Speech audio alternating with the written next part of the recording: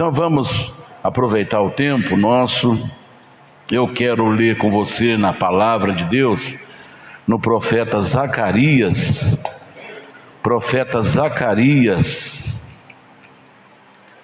no livro do profeta Zacarias, capítulo 4, verso 6. Zacarias, capítulo 4, verso 6.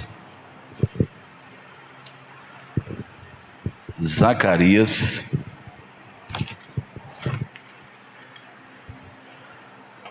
Zacarias 4, 6. Quem já achou, diga um amém. É dos profetas menores aí, olha. Ezequiel, Daniel, Joel, vai por aí afora, viu? Jonas, Miqueias, tá bom? Quem quiser achar mais fácil aí, acho que todos encontraram, né?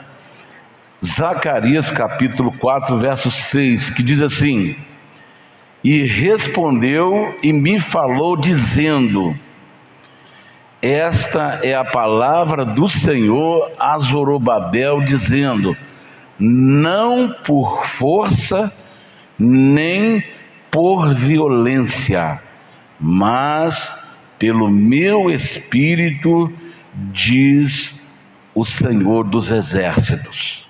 Amém. Amém. E o texto que eu quero focar com vocês aqui hoje é não por força, está no meio do versículo aí, parte B do versículo. Não por força nem por violência, mas pelo meu espírito, diz o Senhor dos exércitos. Vamos orar. Feche os seus olhos, faça a sua oração pedindo a Deus que fale conosco nesta manhã.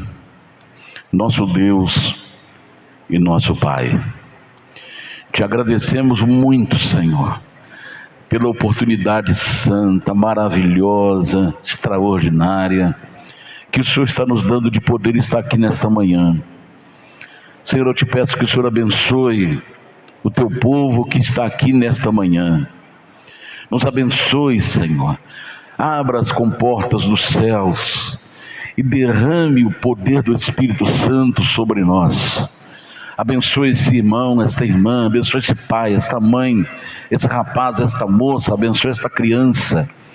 Abençoe aqueles que estão nos assistindo pela rede social. Meu Deus, venha suprir as necessidades do teu povo.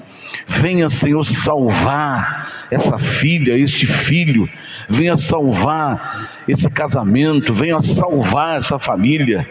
Venha salvar esta pessoa desta doença, desta enfermidade. Venha salvar essa casa, Senhor. Opera milagres. Abençoa-nos nesta manhã.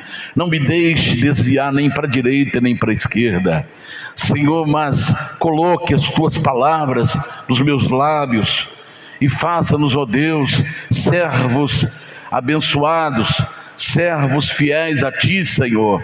Prepara teu povo, prepara tua igreja para o grande momento do arrebatamento.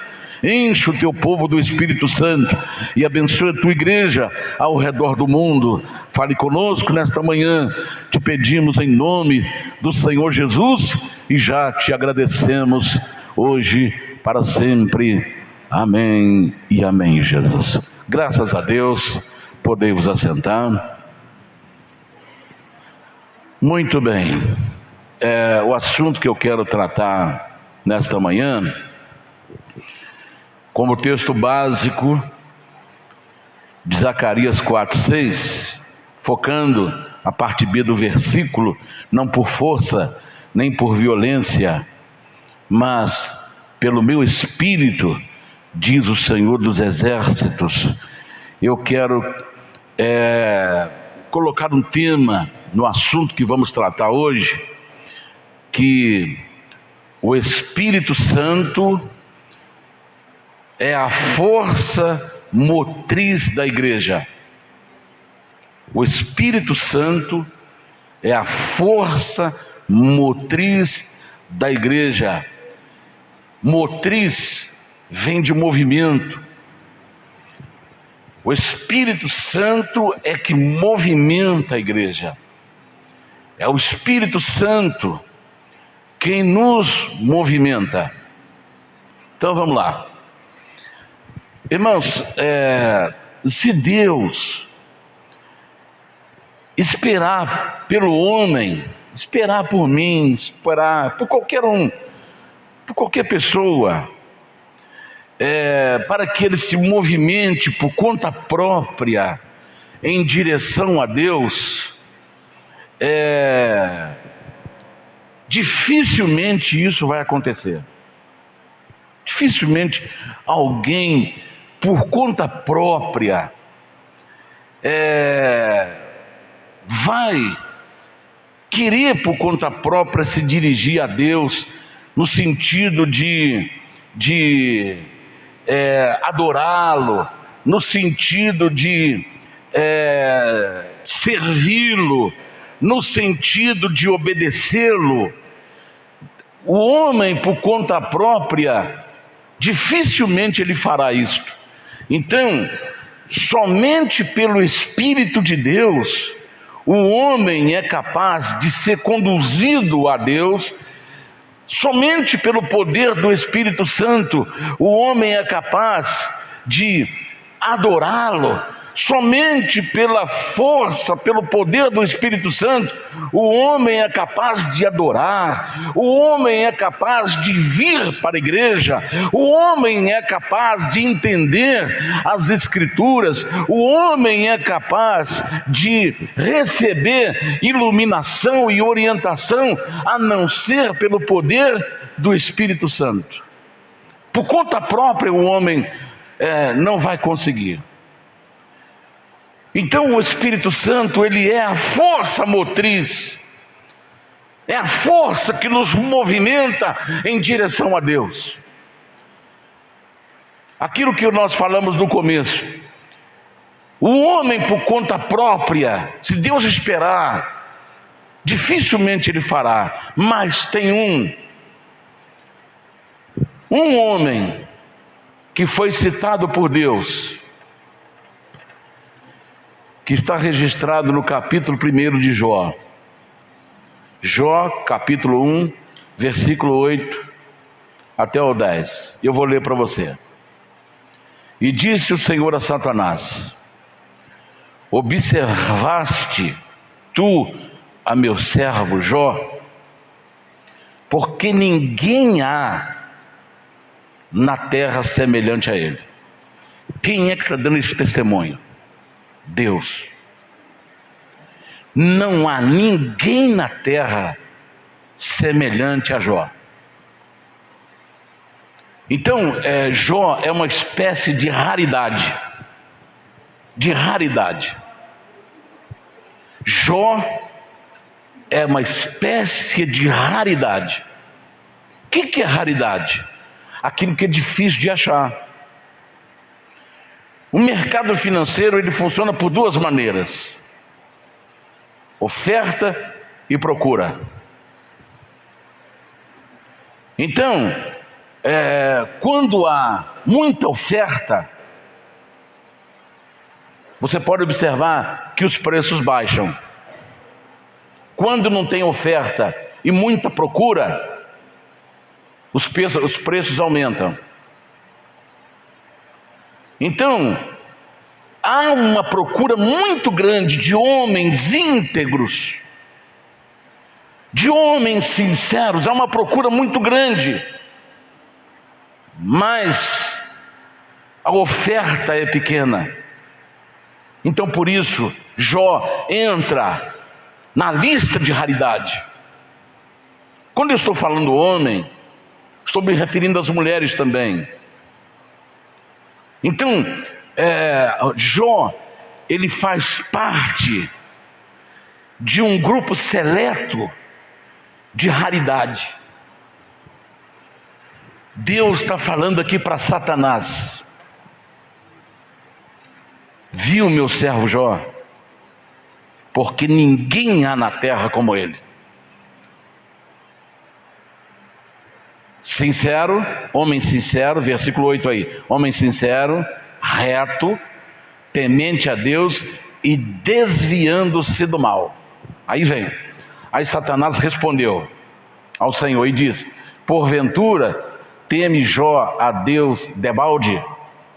Ou seja, Jó está servindo o Senhor em vão. Sabe por quê? Porque vem a própria resposta de Satanás no versículo 10: porque o cercaste tu de bens, a ele, sua casa e tudo quanto tem. A obra das suas mãos abençoaste, e o seu gado está aumentando na terra. Então Satanás falou assim: olha, Jó está te servindo e por interesse material, interesse financeiro, interesse de proteção. É por isso que ele está te servindo. Mas deixa eu tocar no que ele tem, e o Senhor vai ver se ele não vira as costas para o Senhor. Deus falou: Satanás, pode ir, toca em tudo que ele tem, só não toca na vida dele. Satanás saiu, matou os 10 filhos dele. Irmãos, é uma perda muito grande. Só quem teve um ente querido tirado de si ou levado, que sabe como é difícil. Agora imagine filho, porque dentro do ciclo natural da vida, são os filhos que sepultam os pais. Agora, quando inverte esse ciclo natural da vida, é muito duro e muito doloroso para um pai. Mas Jó não blasfemou. Por quê? Porque Jó servia a Deus sem interesse. Jó era raro. Jó era raridade. Aí Satanás volta. Aí Deus pergunta: você viu o estrago que você fez na vida dele? Ele blasfemou contra mim? Ele virou as costas contra mim? Ah, mas lógico, só toquei nos bens materiais dele, nos sentimentos dele, nas emoções dele. Deixa eu tocar na carne dele, porque tudo que o homem tem, ele dará pela sua vida. Aqui Satanás fala uma verdade, que ele é o pai da mentira, mas aqui ele fala uma verdade. Tudo que o homem tem, ele dá para salvar a sua pele. Você pode observar, eu vejo às vezes, eu fico assim, me sentindo impotente, quando eu vejo um pai tendo que vender sua casa, tendo que vender seu carro, tendo que vender todos os seus pertences para fazer o tratamento de uma filha ou de um filho, de uma criança, lá nos Estados Unidos, lá na Europa, porque lá que tem um especialista para poder atender aquele tipo de enfermidade. Então ele vende tudo que tem aqui para tentar salvar a vida daquele filho. Quantas pessoas que dá tudo que tem de bem material para poder investir na sua saúde.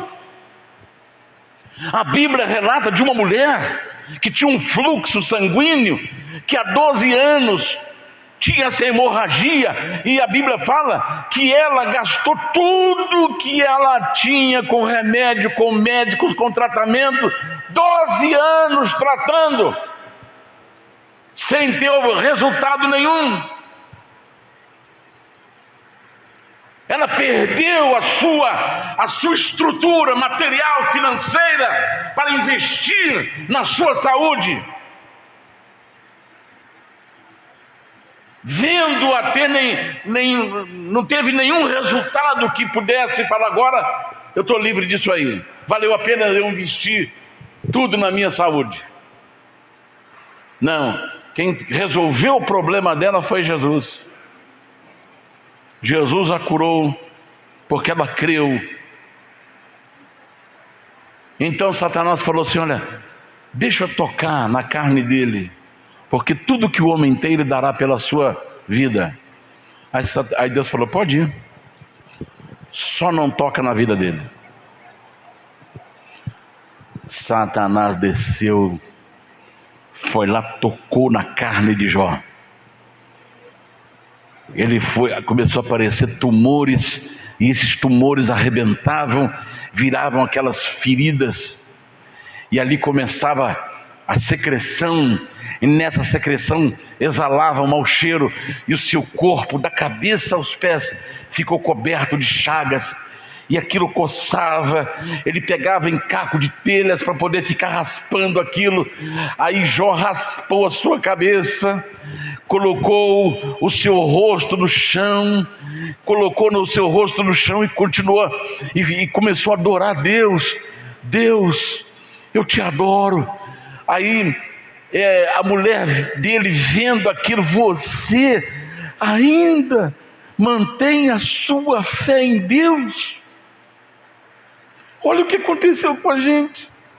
Nós não temos mais nada, nós não temos mais animais, não temos mais nossos filhos, não temos mais amigos, porque todo mundo te abandonou, e os que tem mais próximo estão te acusando, dia e noite te acusa, e você ainda adora esse Deus. Amaldiçoa Deus e morra. Jó levanta a cabeça, fala, olha para a mulher dele, fala: mulher, tu falas como louca.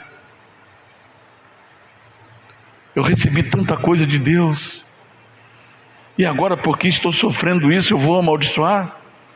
Você está falando como louca. Bendito seja o Senhor. Ele deu, Ele tirou. Eu vim nu do ventre da minha mãe, e quando eu partir daqui, eu vou voltar também sem nada. Aí Satanás quebrou a cara. E às vezes a gente pensa assim, quando você lê o relato bíblico, a gente pensa que o tempo foi assim muito rápido. Mas Jó, ele sofreu só com a doença 1 ano. 1 ano. Ele fala assim: olha, meu hálito cheira mal, e a pele cobre os meus ossos. Eu posso imaginar o estado esquelético que ficou, aquele monte de osso que a pele está cobrindo, os ossos das costelas tudo aparecendo, e aquele monte de osso ajoelhado, sem cabelo na cabeça, com o rosto fino, cadavérico, ajoelhado ali com o rosto em terra, adorando ao Senhor. Sabe por quê? Porque Jó não adorava, não servia a Deus em vão. Ele não era motivado por coisas financeiras, ele não era motivado pelos bens materiais, ele não era motivado para ter momentos passageiros e felizes. Ele era motivado por uma dedicação, por um temor a Deus, que era do seu próprio caráter, que estava na sua natureza, no seu caráter. Ele era um homem realmente íntegro. Não era o bem material que o tornava assim, não era o bem material que o tornava temente a Deus, mas era o caráter que ele tinha de estar adorando a Deus e o servindo, independente das circunstâncias que ele estivesse vivendo. Isso é raridade. Isso é raro. Isso é difícil de achar. Satanás tentou provar para Deus que ele o servia por interesse, mas Jó mostrou, e Jó não sabia o que estava acontecendo. Deus não falou: ó, Jó, fique tranquilo, que eu vou mandar uma aprovação para você aí, e procura saber bem, porque eu que estou no controle disso aí. Não, ele nem sabia que era lá, que Satanás estava fazendo tendo esse diálogo com Deus. Ele nem sabia disso, porque às vezes tem coisas que Deus nos avisa. Olha quantos homens de Deus estão aí dando alguns avisos de Deus, porque Deus não faz nada antes de avisar os seus servos. Mas no texto em questão, ele não avisou para Jó, porque era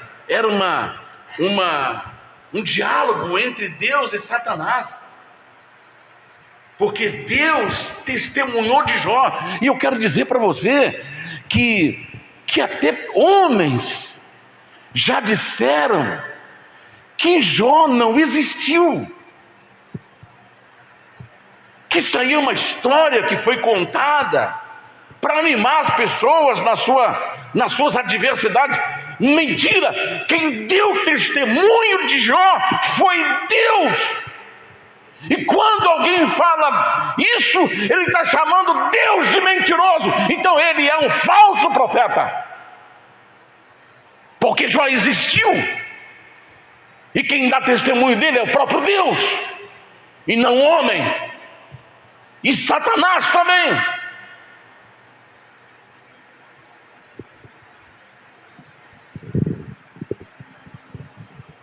Então, irmãos,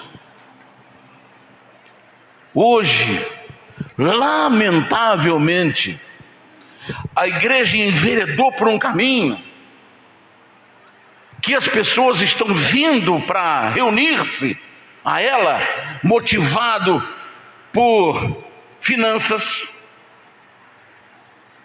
Venha que você vai ficar rico. Venha que você vai ficar rico. Venha que Deus vai te dar um carro de luxo. Venha que você vai ter saúde, vai ter isso, vai ter aquilo. E se você não tiver, se você for pobre, Deus não está com você não. Deus está com qualquer pessoa que tem dinheiro. É um falso profeta, porque Jesus falou assim: olha, aos pobres pregue o evangelho. Aos pobres pregue o evangelho. Você pode observar que Jesus nunca deu dinheiro, até para pedinte. Um cego todo dia era colocado na porta do templo, na estrada entre Jericó e Jerusalém. Todo dia a família colocava ali: aqui passa muita gente para adorar lá em Jerusalém, então você vai ficar aqui. Aí colocaram uma capa em cima dele para ele não ficar tomando muita poeira. Colocou uma capa em cima dele, e ali ele ficava pedindo esmola. Quando ele escutasse movimento na estrada: gente, me dê uma esmola, me dê uma esmola. Aí nesse dia ele escutou barulho de muita gente. Aí ele falou assim: gente, me dá uma esmola, o que está acontecendo aí? Me dá uma esmola, o que está acontecendo? Aí ele começou a pedir, falou: vou aproveitar esse movimento aí, né? Aí alguém falou assim: olha, é Jesus Nazareno que está passando. E ele tinha ouvido falar de Jesus. Aí ele começa a gritar: Jesus, filho de Davi, tenha compaixão de mim. Jesus, filho de Davi, tenha compaixão de mim. Jesus, e batia palmas.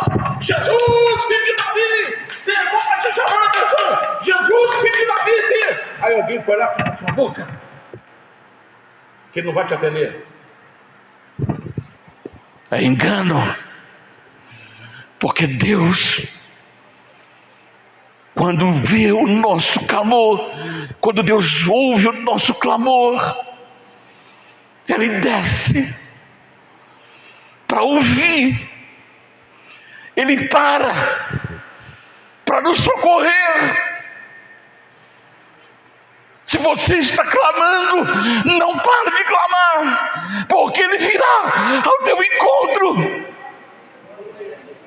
Se você chora, se você geme, não pare, porque Ele virá ao teu encontro.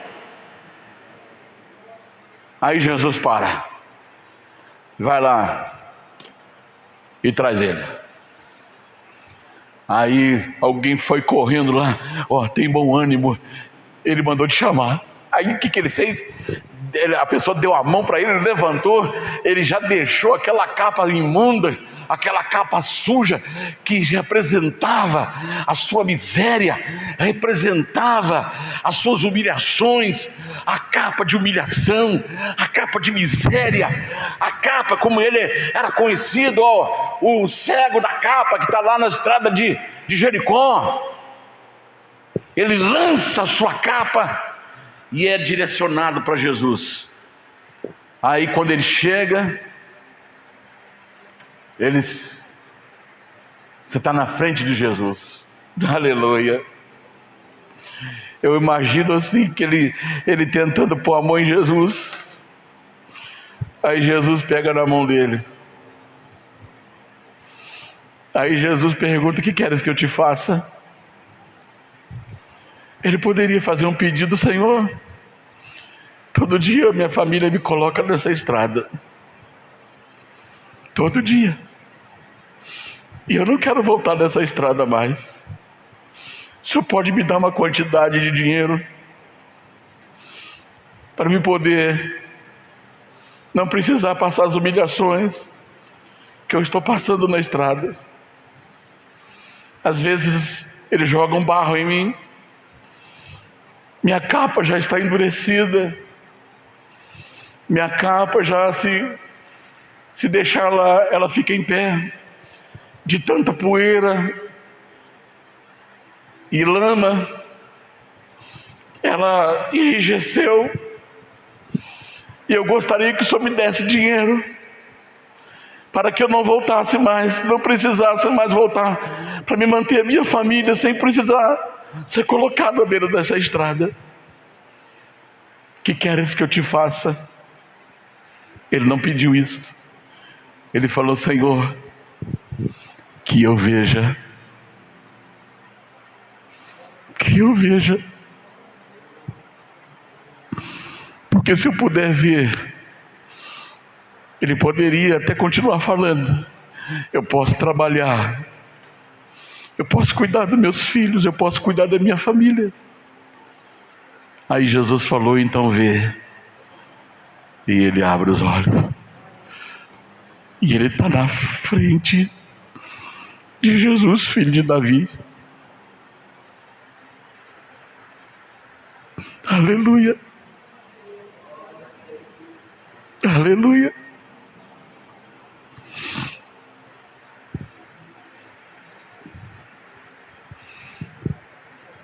Se você está clamando, não pare de clamar. Não pare de clamar, porque Ele virá ao seu encontro. Ele virá te atender. Ele virá suprir as suas necessidades.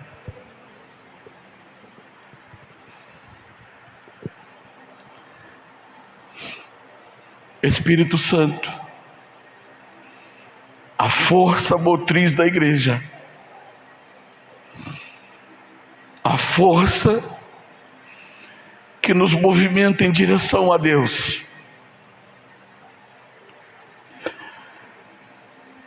Eu quero mostrar para você uma coisa.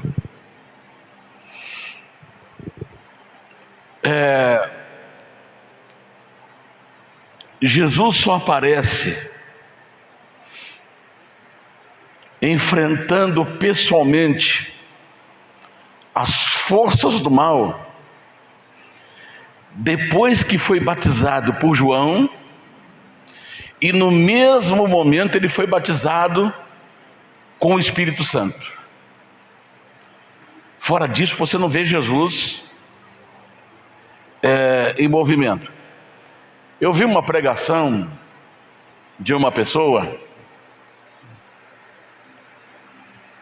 que as pessoas, olha, eles acrescentam muito à Bíblia, eles acrescentam, eles diminuem, e Apocalipse diz: quem acrescentar e quem tirar,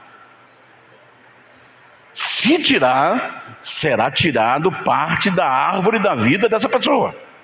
Se acrescentar, será acrescentado sobre a sua vida as pragas que existem nesse livro.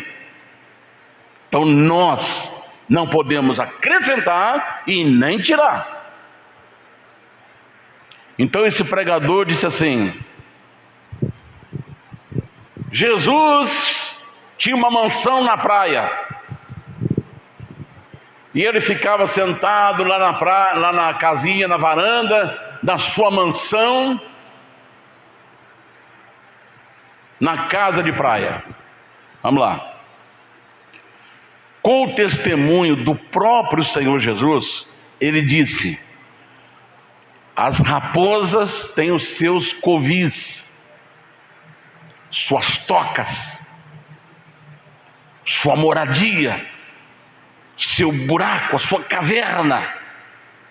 As aves têm os seus ninhos, mas o Filho do Homem não tem onde reclinar a sua cabeça. Desmascara esses falsos profetas que diz que Jesus tinha mansão na praia.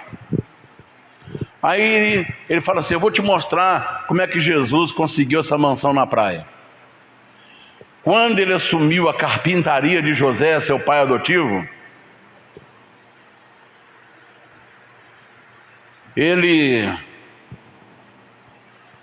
era 1 ano para entregar uma mesa e 4 cadeiras, 1 ano. Segundo esse sujeito, 1 ano para entregar para José, pai de Jesus, pai adotivo de Jesus, 1 ano para entregar uma mesa e 4 cadeiras. Aí, quando José morre, Jesus assume a carpintaria.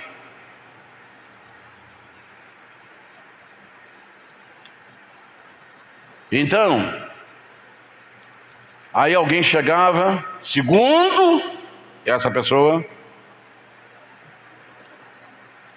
falou: olha, eu preciso de uma mesa e 4 cadeiras.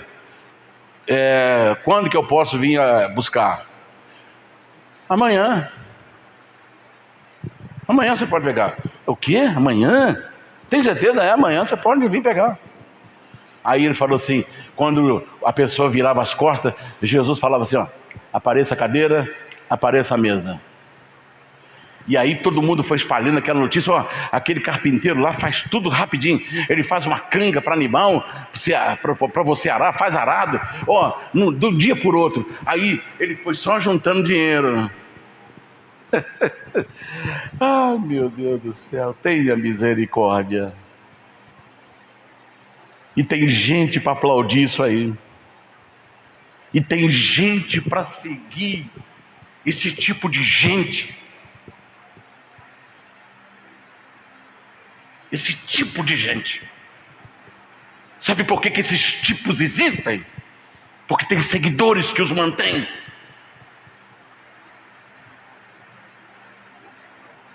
A Bíblia ensina que Jesus trabalhou pesado, homem de dores, dado ao trabalho. Está lá registrado. Se ele está lá subindo para aparecer, as coisas ele não tinha. A Bíblia não registrava que ele trabalhou. Dado ao trabalho pesado, homem de dores.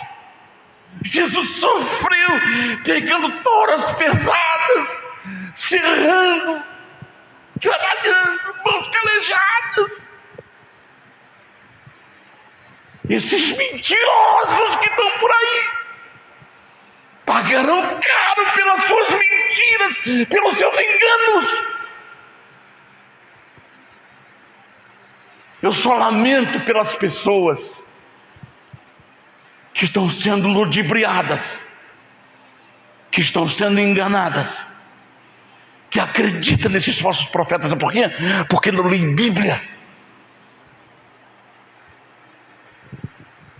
A Bíblia diz que Jesus trabalhou e trabalhou pesado. Jesus trabalhou duro. Ele não instalou dedo para parecer cadeira, não. E nem juntou dinheiro.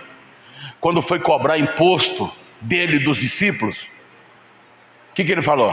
Alguém se lembra? Judas, tem alguma coisa na salva aí?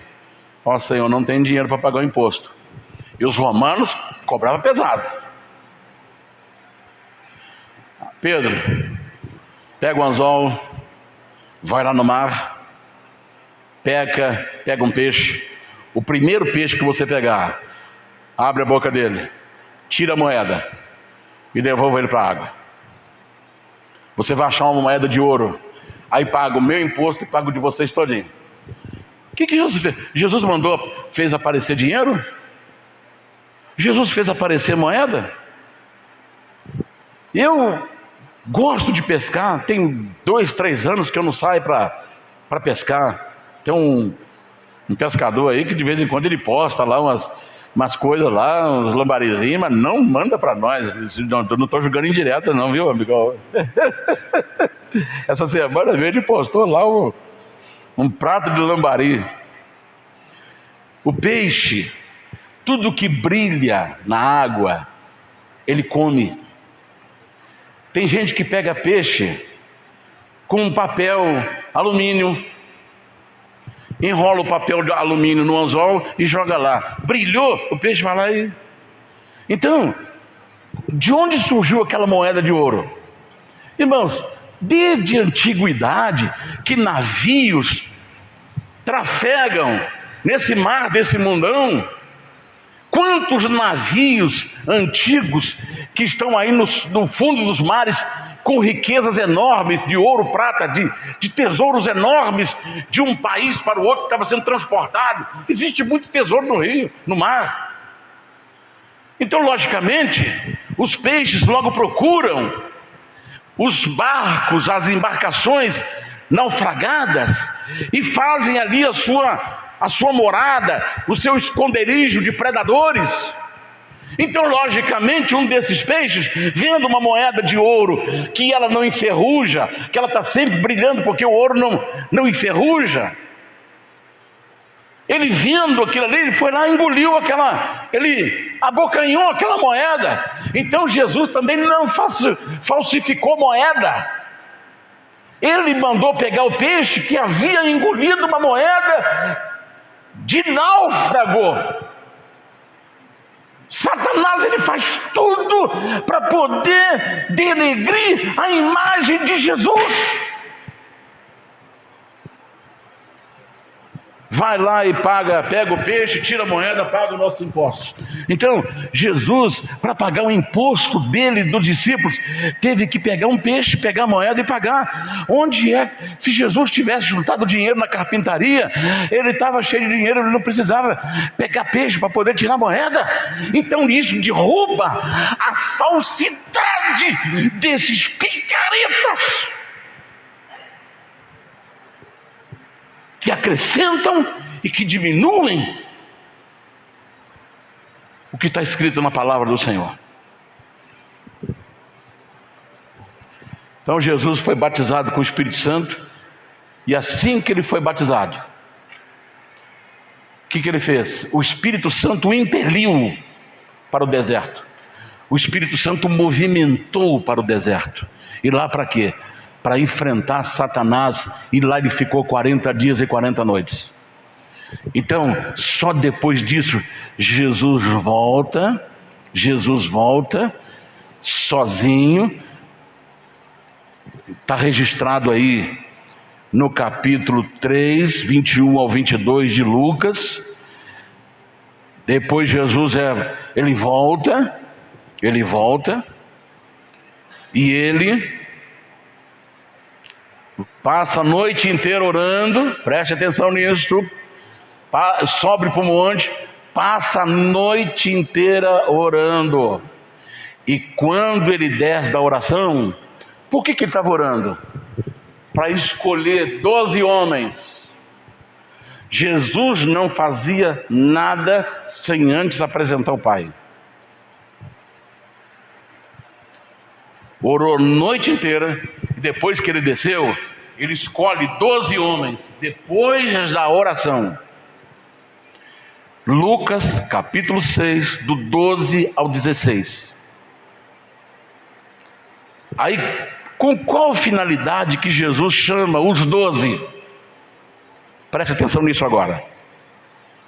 Qual a finalidade? Primeiro, Marcos capítulo 3, verso 14, parte A. Chamou os 12 para estarem com ele. É a primeira coisa. Jesus chamou os 12 para estar com ele. Olha, eu estou chamando vocês para estar comigo. Segundo, Marcos, a primeira está Marcos capítulo 3, verso 14, parte A. Segundo, Marcos 3, 14, parte B. Para pregar o evangelho. A primeira coisa não é pregar, não. A primeira coisa é estar com Jesus. É por isso que essas pessoas falam bobagem e falam besteira, porque eles sobem no púlpito antes de estarem com Jesus. É por isso que eu estou vendo essa besteirada aí acontecer. Porque eles querem fazer as coisas sem Jesus. Primeiro tem que estar com Jesus, para depois pregar. Primeiro, para estar com ele. Segundo, para pregar. Terceiro, Marcos 3,15. Para que tivesse o poder de curar a enfermidade e expulsar demônio. Ninguém pode expulsar demônio, curar a enfermidade, sem antes estar com Jesus. É por isso que o homem está inventando tanta coisa, tanta besteira. Vamos lá. Jesus cumpre o seu ministério. Acontece a sua morte. Acontece a sua ressurreição. E ele anda 40 dias e 40 noites em Jerusalém, depois da sua ressurreição. Nesse período de 40 dias e 40 noites, eu pergunto para você: todos os demônios já tinham sido expulsos das pessoas? Não. Todos os doentes de Jerusalém e das cidades vizinhas tinham sido curados? Também não. Mas por que que nos 40 dias você não vê um milagre de Jesus curando ninguém? Nem expulsando demônio. Ele estava ali. Jesus se encarregou de cuidar dos discípulos, porque quando viram o seu líder morto, eles entraram em desespero. Eles se fecharam no cenáculo, de medo de morrer também. Então Jesus apareceu para eles, para fortalecer. Gente, olha, vocês estão lembrados do que eu falei para vocês?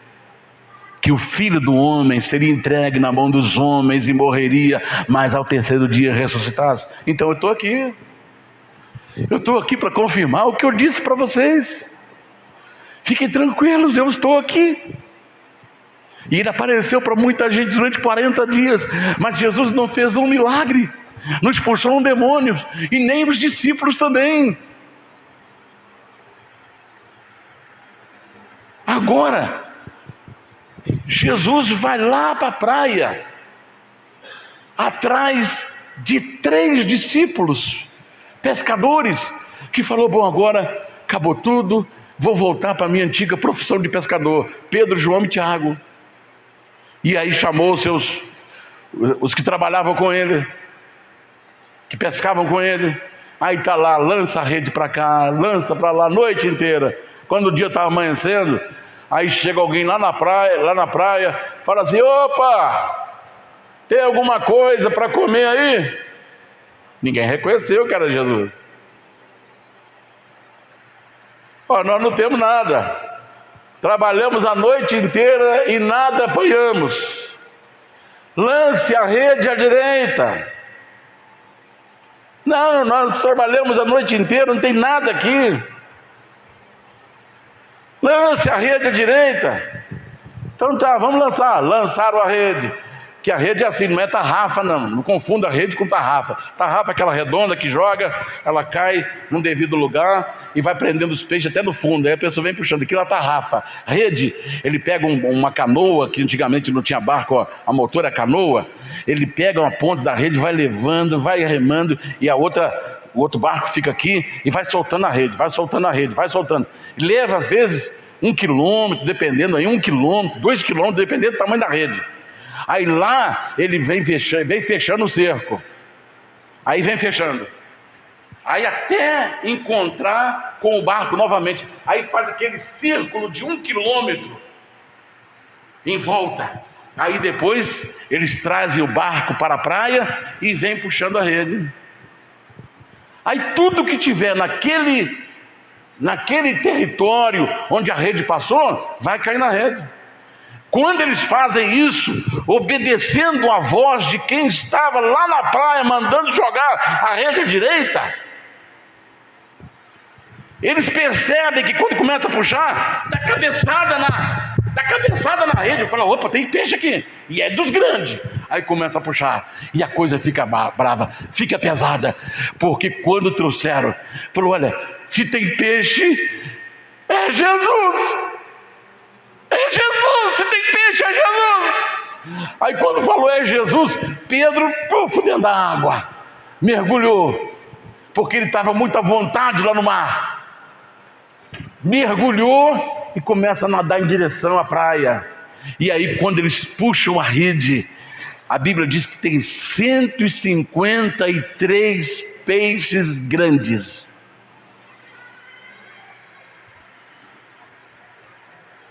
Aí eles puxam, sentam-se para comer aquele peixe, algum peixe, e aí Jesus vai tratar com Pedro, porque Jesus orou a noite inteira, mas escolheu um negador e um traidor.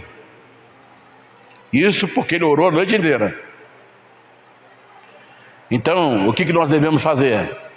Ore para que Deus afaste do seu caminho as pessoas malignas, as pessoas que vêm para te enganar, as pessoas que querem o seu mal, as pessoas que querem destruir a sua família. Peça a Deus que tire do seu caminho os homens malignos, as pessoas mal intencionadas, as pessoas que não querem o seu bem, que elas se afastem de ti. Jesus orou a noite inteira, mas escolheu um que o negou, saiu noite inteira de oração. Se Jesus que fez isso aí, aconteceu isso com ele, imagine nós. Então por isso, Senhor, afasta do meu caminho os maus, afasta dos meus caminhos o enganador. Aí Jesus começa a tratar com Pedro, curar sua ferida por causa da negação. Agora,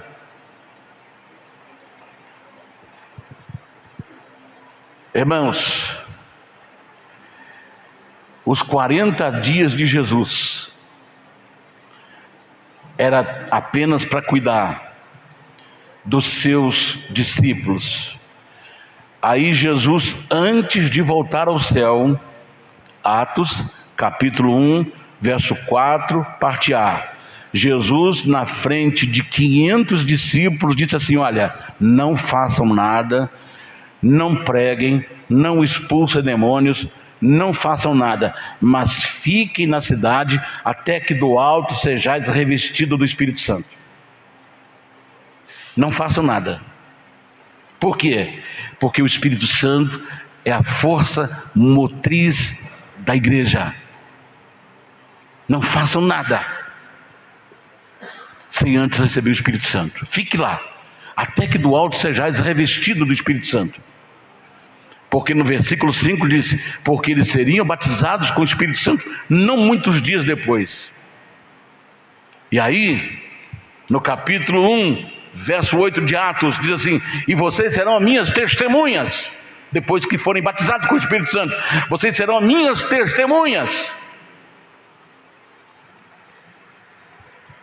E aí vocês vão sair pelo mundo, vão pregar em Jerusalém, Judeia, Samaria e até os confins da terra. Essa foi a ordem de Jesus. Quando Jesus deu essa ordem, ele foi subindo até chegar no céu, e uma nuvem o cobriu. Irmãos, eu quero falar uma coisa para vocês. Independente de qualquer homem na terra, independente de demônio, de anticristo, de falso profeta, de qualquer ser humano, de qualquer ser espiritual, Deus vela para fazer cumprir a sua palavra. Vamos lá. Quando Noé e os seus filhos saíram da arca, o que Deus falou? Crescei, multiplicai e enchei a terra. O que eles fizeram? Todo mundo, aquele grupo saiu junto, tiveram filhos, tiveram filhas e foram se multiplicando. Aí encontraram um lugar que hoje é a Babilônia, o Iraque, e ali começaram a construção de uma enorme torre chamada Babel, que vem, por isso surgiu Babilônia, de Babel, Babilônia, que é hoje o Iraque. Vamos fazer aqui uma torre que dê até os céus. Mas qual foi a ordem de Deus? Espalhem pela terra. Não, vamos ficar juntos e vamos fazer uma torre. Aí Deus falou, não é isso que eu mandei vocês fazerem. Desçamos lá e vamos resolver esse problema. Aí Deus desceu. Desçamos no plural, Pai, Filho, Espírito Santo. Desçamos lá e vamos ver isso. E vamos fazer algo para acabar com esse projeto. Aí Deus desceu, o que ele fez? Confusão de línguas. Um grupinho, uma pessoa pedia tijolo, a pessoa não entendia, trazia uma outra coisa. Falou, não te pedi isso aí, não pedi tijolo. Ei, não estou entendendo você. Aí, cada um que falava que entendia um ao outro, se reunia, falou, não estou entendendo. A gente não está falando coisa por coisa. Você me entende? Entendo. Então vamos ficar juntinho aqui. Você me entende? Entendo. Vamos ficar aqui. E aí foi formando grupos. E cada grupo saiu para uma direção da terra. Por isso, os lugares influenciou na nossa cor da pele, no nosso cabelo. A terra foi dividida em línguas, para quê? Para cumprir o que a palavra de Deus diz, enchei a terra, povoai e dominai. Cumpriram ou não cumpriram? Cumpriram, porque Deus vela pela sua palavra. Jesus falou que, olha, vocês vão pregar em Samaria, em Jerusalém, Judéia, Samaria, em todos os confins da terra, depois que serem batizados com o Espírito Santo. Sabe quanto tempo Jerusalém foi evangelizada? Em 1 ano.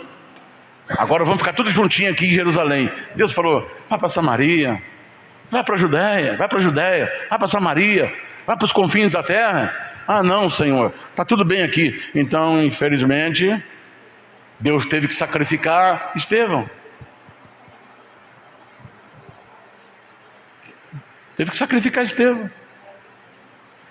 Estevão vai pagar pela desobediência de vocês. Quando Estevão foi morto, o que aconteceu com a igreja? Espalharam. Foram parar lá na Síria, Damasco. Espalharam pelo mundo. Aí Paulo sai de Jerusalém e vai para Damasco, atrás dos fugitivos cristãos. E lá ele tem um encontro com Jesus. Jesus o derruba e o transforma no missionário aos gentios. Aí começa a espalhar o evangelho para a Europa. Mas por que aconteceu isso? Por causa da morte de Estevão. Então eu quero dizer uma coisa para você. Aconteça o que acontecer, a palavra de Deus vai se cumprir. Nenhum homem, nenhum anjo, nenhum demônio pode impedir o cumprimento da palavra, porque Deus disse, eu velo pela minha palavra para fazê-la cumprir. Jeremias 1,12. Eu velo pela minha palavra para fazê-la cumprir.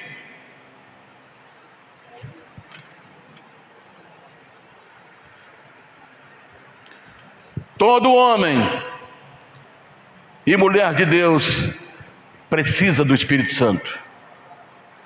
Foi assim com Ezequiel 2:2, foi assim com Davi, 1 Samuel 16:13, foi assim com Sansão, Juízes 4:19, todos eles o Espírito Santo se apoderaram dele. E conosco não será diferente. Só o Espírito Santo, só com o Espírito Santo podemos saber. Atos 11:28. Ágabo soube, pelo poder do Espírito Santo, que haveria fome naqueles dias. Atos 11:28, está aí. E levantando-se um deles, por nome Ágabo, dava a entender pelo Espírito Santo que haveria uma grande fome em todo o mundo. E isso aconteceu no tempo de Cláudio César. Como é que ele soube? Pelo Espírito Santo. Porque o Espírito Santo é a força motriz da igreja. Só pelo Espírito Santo podemos ver Ezequiel 8:3, parte C. Ezequiel, cheio do Espírito Santo, ele teve visões de Deus. Nós só podemos ter visões de Deus cheios do Espírito Santo. Só pelo Espírito Santo podemos fazer. Atos 1:8, e serei minhas testemunhas. Só pelo Espírito Santo podemos viver. Gálatas 5:25, viver no Espírito. Só pelo Espírito Santo podemos andar. Gálatas 5:16, andar em Espírito, e não satisfaremos os desejos da carne. Então eu quero que você guarde bem isso. Do nascimento ao arrebatamento, o Espírito Santo é a nossa força motriz.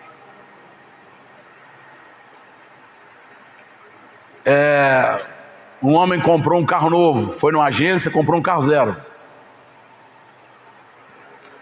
E já saiu com o carro, que ele deu à vista, pagou à vista, quer levar agora. Aí ele saiu com o carro, pegou a família e foi experimentar o carro. Lá na estrada, o motor apagou. Ele liga para a agência, fala assim: olha, você me vendeu um carro com problema. Ele falou: como? Falei: olha, saí da agência agora com um carro zero e o carro parou de funcionar aqui na estrada. Nós estamos aqui na estrada. Eu estou arrependido de ter comprado esse carro. Aí o vendedor falou assim: olha, deixa eu te perguntar, a luz do painel está acendendo? Tá, tudo acendendo. O ponteiro da gasolina está marcando alguma coisa? Não. Falou: então, o carro não sai da agência com o tanque cheio. A gasolina é suficiente para o senhor ir no posto. É assim que está acontecendo. Não adianta ter 10 diplomas pendurados na parede. Não adianta ser eloquente nas suas oratórias. Não adianta falar grego, espanhol, inglês. Não adianta falar palavras bonitas, falar aramaico, hebraico. Não adianta ter sabedoria, mas se não tiver o Espírito Santo, é a mesma coisa que um motor que tem 100, 200, 300 cavalos de potência, de força, mas não tem gasolina para fazê-lo funcionar. A gasolina é a força motriz do automóvel para fazê-lo movimentar. O Espírito Santo é a força motriz da igreja para fazê-la movimentar em direção a Deus. Aleluia! Alguém aceita água? Uma igreja sem o Espírito Santo, quando eu falo igreja, não falo parede. Uma igreja sem o Espírito Santo, ela é só um prédio. Não vale nada.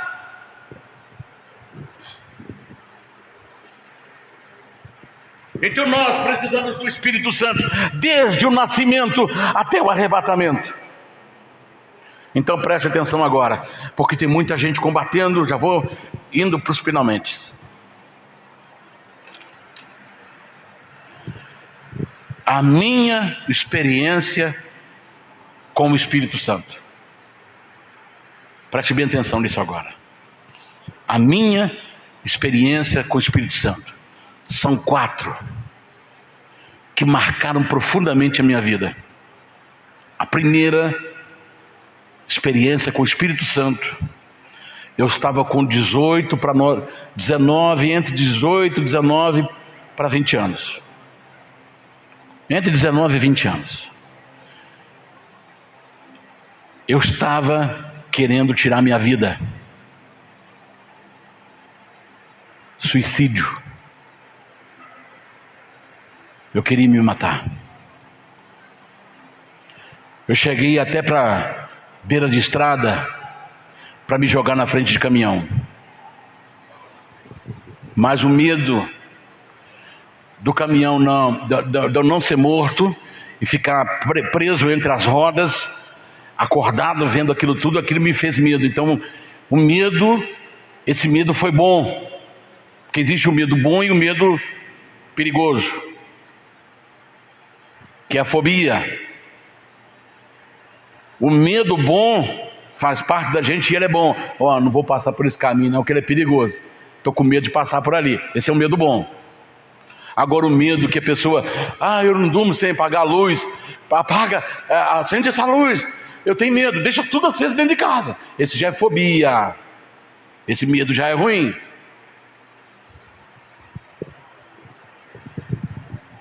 Então eu fui para a estrada para me dar cabo da minha vida. Mas eu ouvi falar de um trabalho, nem sabia o que era, Alcance 75. Aquilo me chamou a atenção de curiosidade, porque eu não sabia do que se tratava. Aí eu fui, isso em 25 de outubro de 75, na parte da tarde. Eu já saí do trabalho, porque nós trabalhávamos até 2 horas da tarde no domingo. Eu já saí do trabalho e fui direto para lá. Chegou lá, eu vi jovens testemunhando, olha, eu usava drogas. Jesus entrou na minha vida e eu não tive mais vontade de usar drogas. E aquilo foi me tocando. Outro vinha, eu estava querendo acabar com a minha vida e Jesus entrou na minha vida e aconteceu isso, mudou a minha história, mudou a minha vida. E aquilo foi mexendo comigo porque eu estava vivendo aquela situação de suicídio. Aí veio um pastor de Brasília, pastor Adão, se não me falha a memória. Ele ministrou naquela tarde de domingo, e quando ele terminou, ele falou assim: quem quer mudar sua vida, quem quer entregar sua vida para o Senhor, saia do seu lugar e veio aqui. Eu estava na arquibancada, desci correndo e fui lá para frente para que ele orasse por mim, porque eu estava querendo tirar a minha vida. E quando ele orou, eu abri meus olhos, tinha um rapaz do meu lado. E esse rapaz falou assim: como é que você chama? Eu falei: Daniel. Ele foi desabotoando a camisa. Foi desabotoando a camisa. Aí quando ele desabotou a camisa, ele falou: tá vendo isso aqui? Uma cicatriz do pescoço, aqui, do início do pescoço até abaixo do umbigo. Ele falou: tá vendo essa cicatriz aqui? Eu tinha um grave problema de coração e eu tinha que operar ou eu morreria. E alguém falou para mim de Jesus e eu tinha que operar. Aí o médico falou para minha mãe, para minha família, que eu tinha 5% de chance de escapar daquela cirurgia com vida. Aí eu falei: Jesus, se o Senhor me libertar, esses 5% de chance que eu tenho, se o Senhor me der uma nova chance para viver, eu vou falar do teu nome para o resto da minha vida. Aí ele falou que quando chegou o momento da operação, ele entregou aos médicos a cirurgia dele nas mãos do Senhor. E ele falou: olha, depois que eu voltei o meu estado consciente, eu estava operado e o meu problema acabou. Eu estou aqui para te mostrar a marca no meu corpo, a cicatriz do que Jesus fez para mim. Por isso que eu estou te falando aqui agora. Eu vou anotar o seu nome para me orar para você. Aí deu meu nome para ele orar para mim. E eu saí dali, irmãos. Eu já saí com os olhos cheios de lágrimas. O que está acontecendo comigo, Senhor? Eu cheguei em casa, comecei a chorar. Aí eu descobri, eu percebi que aquele momento que estava acontecendo comigo, o Espírito Santo tinha entrado na minha vida e feito nascer um novo Daniel.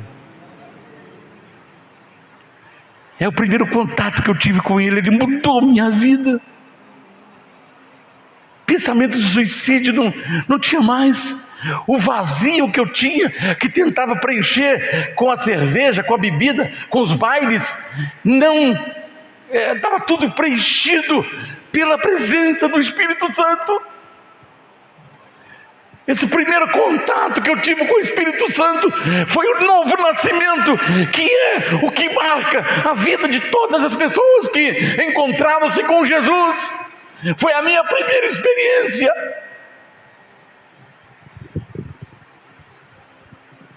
Isso foi em 1975, 25 de outubro de 75, um domingo à tarde. Segunda experiência que eu nunca esqueci. Essa foi em 76, no primeiro mês de 76. Isso quer dizer o quê?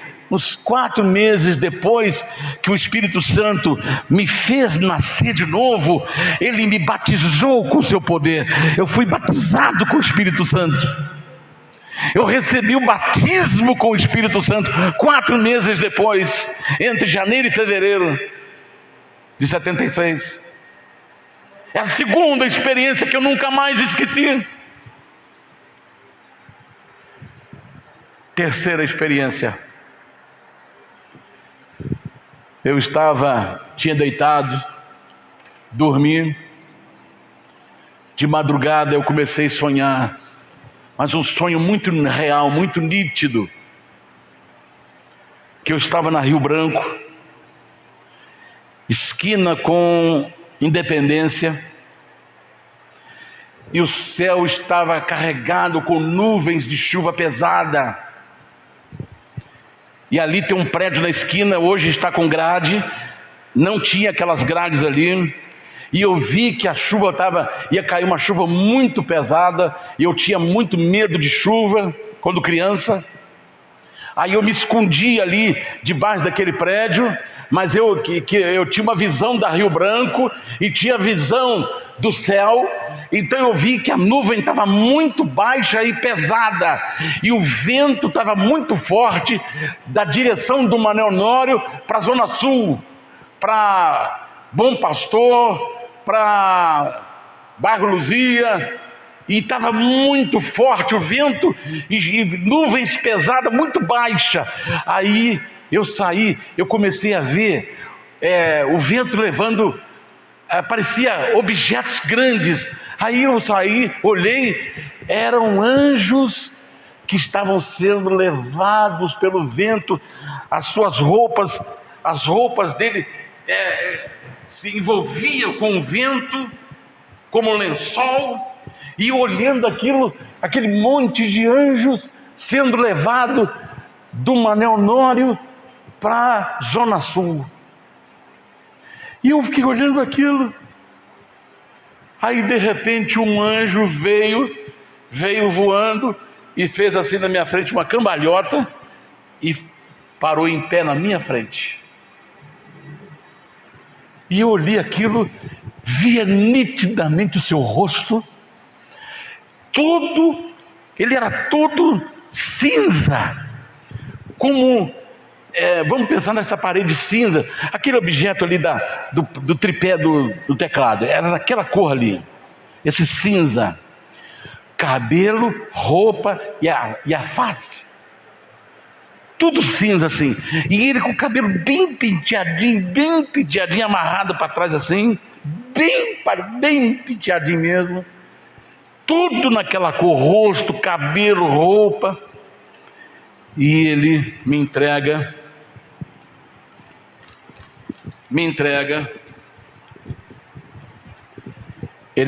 nas minhas mãos um bilhete, um papel assim, entregou na minha mão. Eu peguei, quando eu pego, ele levanta e vai embora. Aí eu pego o bilhete e abro. Tinha coisas escritas, mas eu não entendi o que estava escrito. Não entendi o que estava escrito. Aí eu peguei e acordei sentindo a presença do Espírito Santo, mas tão forte, estava sentindo a presença do Espírito Santo tão forte na minha vida, eu chorando, aí peguei a Bíblia e fiz assim, abri, exatamente no primeiro capítulo de Hebreus capítulo 1, aí comecei a ler o primeiro versículo, está lá escrito assim: Deus nos falou de várias maneiras, por muitos profetas de várias maneiras, e hoje tem falado pelo seu Filho. Eu estou resumindo aqui. Vamos lá.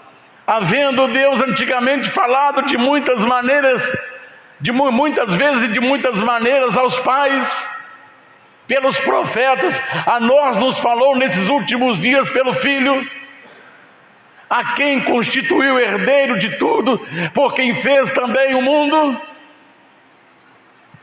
o qual, sendo resplendor da sua glória e a expressa imagem da sua pessoa, e sustentando todas as coisas pela palavra do seu poder, havendo feito por si mesmo a purificação dos nossos pecados, assentou-se à destra da majestade das alturas, feito tanto mais excelente do que os anjos, quanto herdou mais excelente nome do que eles, porque a qual dos anjos disse jamais: tu és meu filho, hoje te gerei, e outra vez eu lhe serei por pai, e ele me será por filho, e outra vez, quando introduz no mundo o primogênito, diz: todos os anjos de Deus o adorem.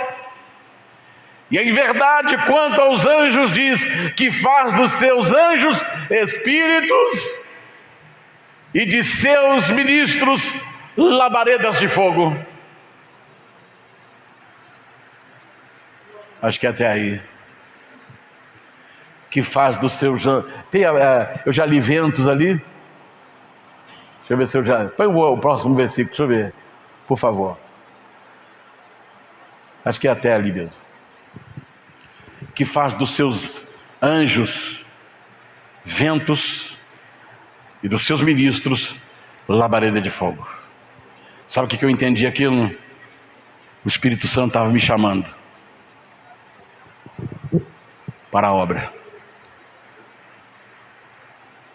Eu senti, só que eu não entenderia o ministério que Deus ia me dar. Não entenderia o ministério que Deus ia me dar. E até hoje eu não entendo.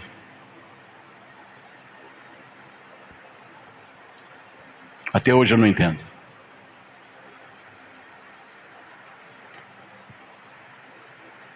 O bilhete eu não consegui entender. Então, essa foi a minha terceira experiência. Chamado. Deus, pastor, homem de Deus, mulher de Deus, não cai de paraquedas, tem que ter chamado. É por isso que nós estamos vendo tanta coisa acontecer por aí, porque a pessoa ganha uma credencial, mas não tem chamado. Então a pessoa tem que ter nascido de novo, para que ele tem que ter uma dependência total do Espírito Santo, tem que ser chamado. E a quarta experiência que marcou minha vida,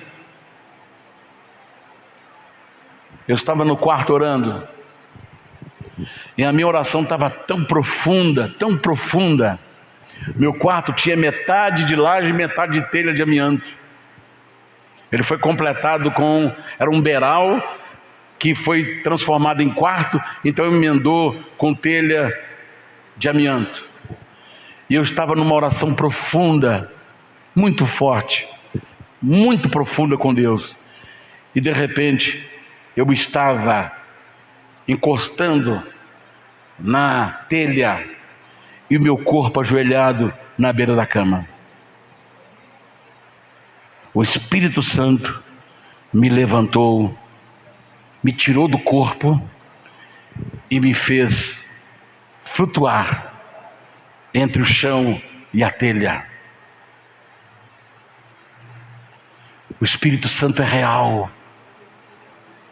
O Espírito Santo é Deus que habita em nós, que vai desde o nascimento do nosso nascer de novo até o arrebatamento.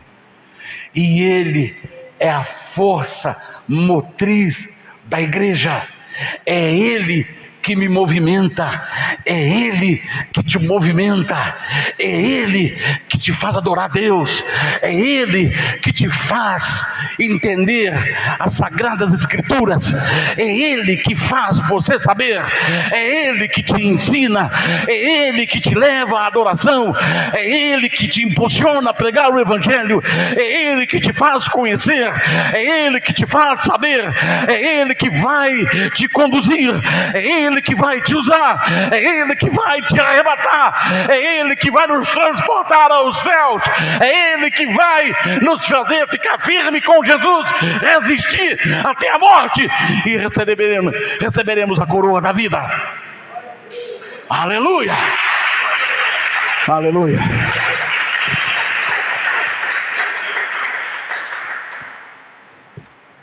Espírito Santo, a força motriz da igreja.